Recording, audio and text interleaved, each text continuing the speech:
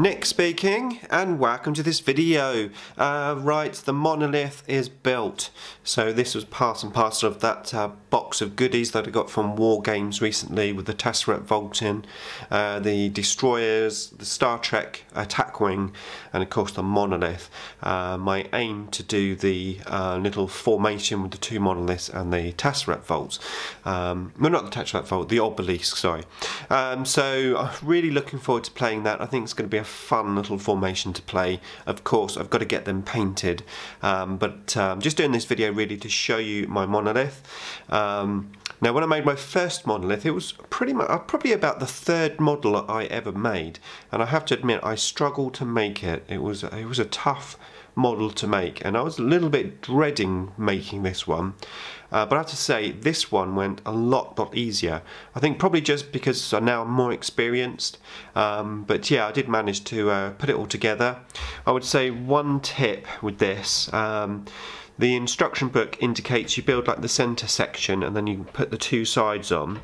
And then after you've done that, you put the other two sides on. Well, what I would say is make sure that you don't let the two sides glue before you put the other sides on. You want to put all four sides on all together whilst the glue is wet. Obviously, using plastic glue means you've got a little bit of leeway, so you've got a few minutes to get it done. And once you've got it in the position, get some elastic bands, loads of elastic bands, and just like wrap them all round. I'll put a picture up actually at the end of the video of how many elastic bands I had. I mean, it wasn't like uber amounts, but I did put a good amount of elastic bands on there just to hold it into position, just leave it overnight, and then once that was dry, obviously I put these top pieces on. These are all loose, of course, movable. You probably see I've got a slightly different coloured one here. I have to admit I did make a bit of a mistake when I was clipping them off of the sprues. I accidentally clipped off this piece. I don't know what happened, but luckily I had a spare one in my bits box, so that was good. Now, I have actually magnetised this as well. Not really through choice, but basically what happened was this, let me just move this out, so the steps come down and this thing here is supposed to go up and down. Now mine was very tight, so I shaved a bit of the bottom down so that it goes in quite nicely, but when it was at the top it was really loose. So obviously the bottom section must have been a bit tighter than the top section.